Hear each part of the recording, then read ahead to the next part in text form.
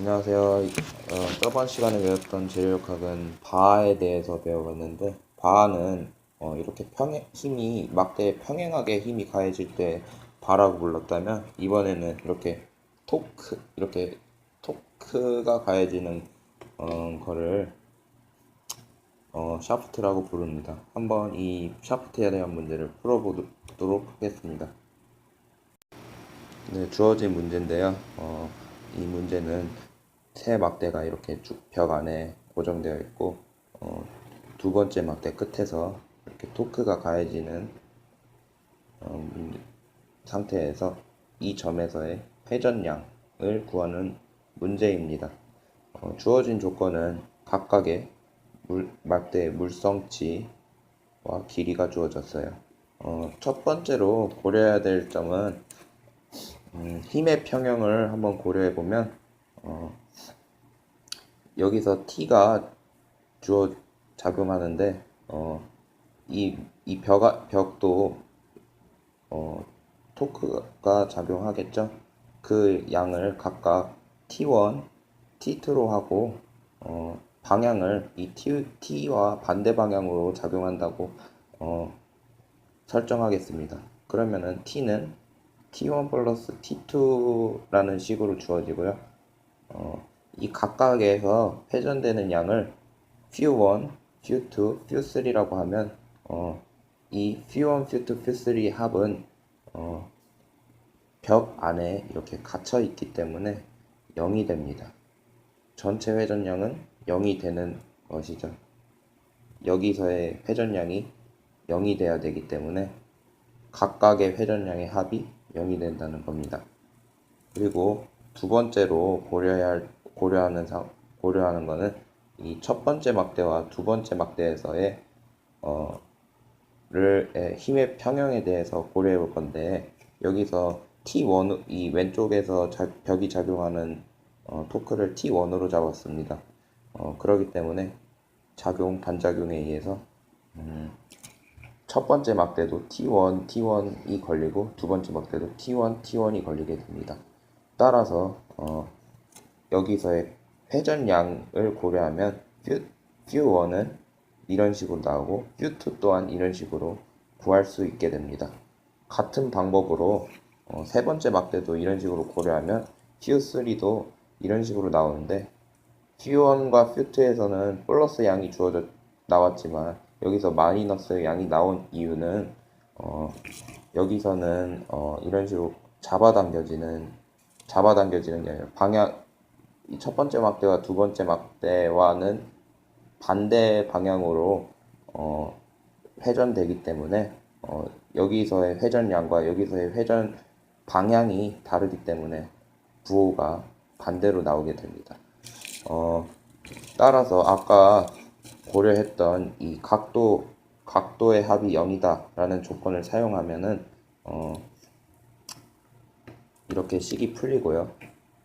여기서 T1과 T2에 대한 식으로 쉽게 구할 수 있습니다.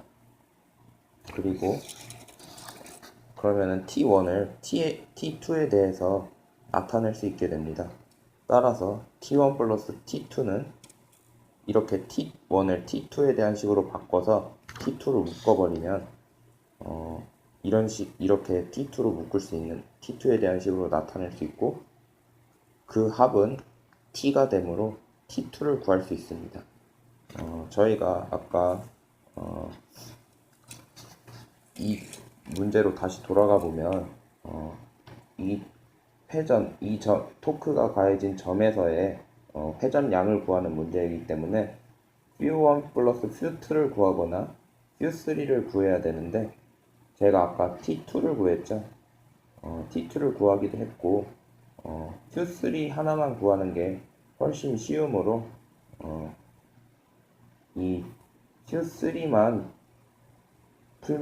알아내면 여기 이 점에서의 회전량을 알아낼 수 있기 때문에 Q3에 대해서 풀어보도록 하겠습니다. 결국 Q3는 아까 구했던 식에 마이너스를 붙여서 이런 식이 나오는데, 여기서의 다 주어진 조건이지만 이 T2만 미지수입니다. T2만 미지수인데 T2도 구해버렸죠.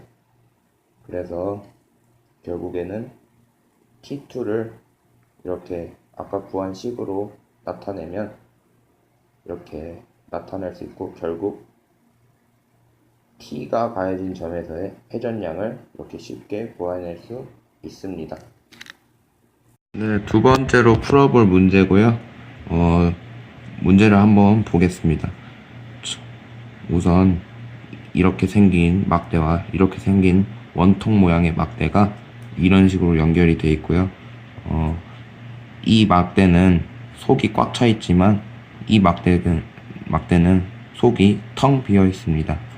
그 막대가 이런 식으로 두 막대가 연결되어 있고 벽으로 이렇게 연결되어 있으면서 이런 식으로 B점과 D점에서 각각 토크가 이렇게 작용한다고 하고 있을 때 A점에서의 회전량을 알아보는 문제입니다. 이 물체는 모두 철로 되어 있기 때문에 물성치는 이렇게 주어지고요. 그 이유는 영수 모듈리우스가 200기가파스칼이기 때문에 대략 이렇게 집어넣으면 80기가파스칼로 나오게 됩니다. 그러면은 A점에서의 회전량을 고려해야 되는 것인데, 이 A점에서의 회전량은 이 B점 이후에는 B점 왼쪽 편에서는 작용하는 힘이 제로이기 때문에 B점에서의 회전량과 A점에서의 회전량이 같게 됩니다. 따라서 저는 이 B점까지만 고려하여 풀도록 해보겠습니다. 우선 이것만 고려해서 푼다고 하면은 이 부분과 이 부분으로 각각 이렇게 세 부분으로 나눠서 볼 수 있는데요. 이렇게 세 부분으로 각각 나눠서 보면은 이 첫 번째 B, C 사이에서는 각각 토크 TB가 이렇게 가해지게 되고, CD에서도 마찬가지로 토크 TB와 TB가 작용이 됩니다. 그런데 D2에서는 이 왼쪽 편에 토크가 TB 플러스 TD이기 때문에 작용 반작용에 의해서 이쪽 편에서도 TB 플러스 TD가 작용되게 됩니다. 그런 상태에서 이 물체의 각각의 IP를 구해보도록 하겠습니다. 이 IP는 R제곱에 R제곱에 대해서 면적으로 적분을 한 것인데, 이거를 원통 모양이니까 이런 식으로 바꿔서 써보면 각각을 이렇게 구해낼 수 있습니다. 이런 식으로 구해낼 수 있습니다. 따라서 few는 이 식을 만족하기 때문에 few1은 이 부분에 대해 이 첫 번째 BC 사이에서의 고려 사항만으로 풀어보면은 이런 식으로 쓸 수 있고요. 따라서 이렇게 값으로 이렇게 풀 수 있게 됩니다. 같은 방법으로 Q2와 Q3도 이렇게 쉽게 구해낼 수 있죠. 저희가 처음에 풀라고 했던 거는, 문제로 다시 돌아가 보면 A점에서의 회전량이기 때문에 Q1 플러스 Q2 플러스 Q3를 구하면 됩니다. 그 세 각도의 합을 구하면 됩니다. 따라서 이 Q1 플러스 Q2 플러스 Q3를 하면 문제를 쉽게 풀 수 있습니다. 세 번째로 주어진 문제입니다. 1번 문제와 비슷하게 이렇게 벽 안에 두 막대가 갇혀 있고, 여기서 토크 T0가 가해질 때 이 이 토크 T0의 최고치를 구하는 문제입니다. 이 두 물체가 망가지기 전까지의 최고치를 구하는 문제인데요. 우선 이 막대는 이렇게 A라는 물질로 구성이 되어 있고요. 이 두 번째 막대는 안에는 같은 A라는 물질로 이렇게 채워져 있지만 겉 테두리는 B라는 물질로 이렇게 채워져 있습니다. A, B에 대한 물성치는 각각 G와 2G이고, 체어 스트레스는 이렇게 둘 모두 같습니다. 우선 이 문제를 풀어보도록 하면은 우선 힘의 평형을 고려해야 되죠. 첫 번째 문제와 똑같이. 그러면은 이렇게 제가 T1과 T2를 이렇게 써보면 T0는 T1 플러스 T2로 쓸 수 있습니다.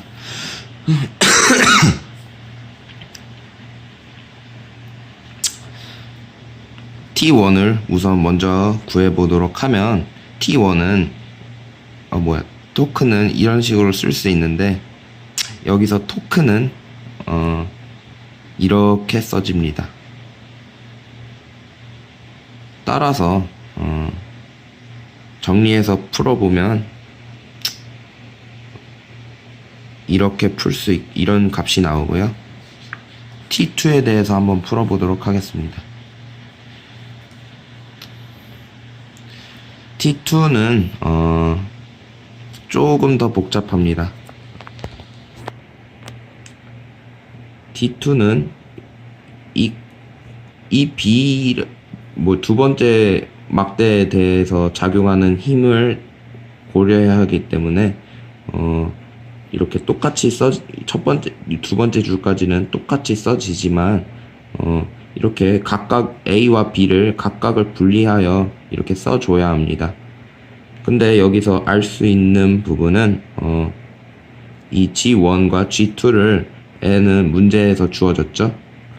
그리고 DZ는 각각 이게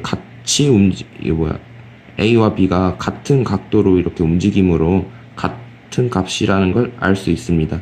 따라서 이렇게 G와 DZ로 이렇게는 상수로 이렇게 같은 값으로 주어지고, 나머지를 적분을 하여 구하면은 이렇게 쉽게 구할 수 있고, 정리하면 값이 나옵니다. 그러면은 저희가 처음에 고려했던 이 힘의 평형을 한번 다시 써보겠습니다. 그러면은 T0는 T1 플러스 T2이고, 그 값은 구했던 이 값과 T1에서 구했던 이 값의 합이므로 쉽게 나옵니다. 이 결론으로 인해서 dpdz를 T0에 대한 식으로 구할 수 있습니다. 근데 저희가 이제 고려해야 될 거는 이게 언제 최대치가 되느냐 하는데, 그거는 여기서 문제로 다시 돌아가 보면 최대치가 이 두 물체 모두 같기 때문에 한번 풀어서 써보면 토크 T1과 T1은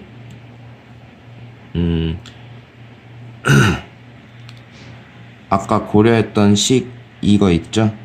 이거를 고려하여 쓰면 이런 식으로 나오고, 이 값은 어떤 물체를 고려한 것이냐면 A라는 물체에 대해서 고려했을 때 이런 식으로 나오고, 이 값은 이것을 넘을 수 없습니다. 마찬가지로 B라는 물체에서 고려해 봤을 때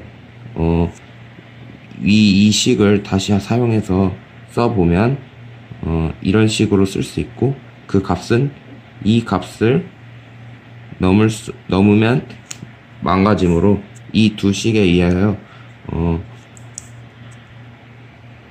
토크 제로의 범위를 이렇게 구할 수 있습니다.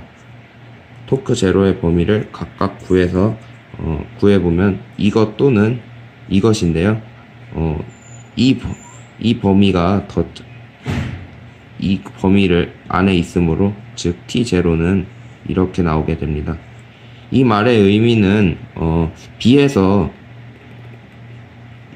이 토크 제로가 이 값을 넘어버리면 b에서 균열이 생긴다는 말인데요.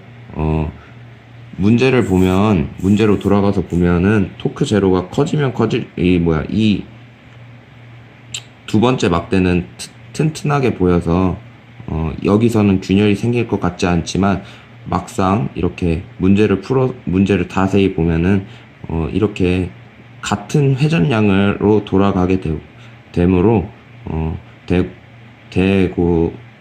그 다음에 이 길이가 길기 때문에 이 끝에서의 변화량이 매우 크게 됩니다.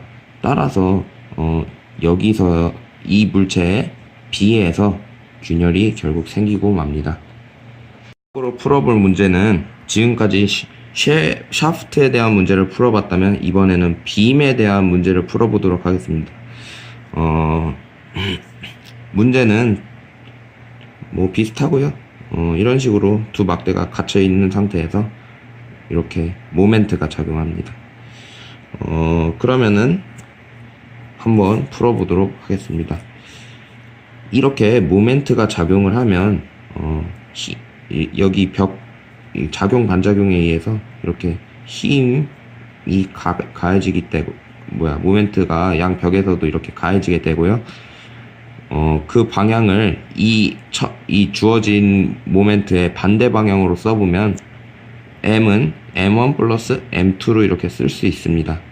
그리고 물체가 변형됐을 때의 각도를 이렇게 세타라고 한다면 첫 번째 물체가 변한 각도를 세타1, 두 번째 물체가 변한 각도를 세타2라고 한다면 이 세 각도는 모두 같은 값이 돼야만 합니다. 따라서 이 두 조건이 쉽게 나오고요. 또 세타1, 세타2는 물체의 물성치 등으로 이용하여 문제를 풀면 이렇게 주어지게 됩니다. 여기서 알 수 있는 건 M1과 M2를 세타1과 세타2에 대한 식으로 나타낼 수 있는데 이 말은 세타1과 세타2는 세타0와 같으므로 결국 M1과 M2를 알아냈다는 말이 됩니다. 그래서 1번식과 2번식을 같이 고려해서 써보면 M1과 M2를 1번식에다 넣는 거죠. 그렇게 해서 써보면 M 값을 이렇게 쉽게 알아낼 수 있고 세타 제로를 M으로 나타낼 수 있습니다. 이 식을 3번식이라고 해보고 첫 번째 막대를 고려하여 보겠습니다. 첫 번째 막대는 이렇게 변형이 되는데 여기서의 시그마 x는 이 식에 대해서 이 식을 풀면 되는데요. 이 식에다가 아까 구했던 2번식, 즉 M1에 대신 이 식을 집어넣으면 이렇게 되고 여기서 M1에서 나온 세타 제로 대신 3번식에서 나온 이 세타 제로를 집어넣으면 이렇게 쉽게 시그마 x를 구할 수 있고요. 두 번째로 두 번째 막대를 고려해보면 이 시그마 x는 같은 방법으로 2번식에서 구했던 M2를 집어넣어서 풀고 세타 제로를 3번식에서 구했던 식에서 넣어서 대입하면 이렇게 두 번째 막대의 시그마 x도 쉽게 구해낼 수 있습니다.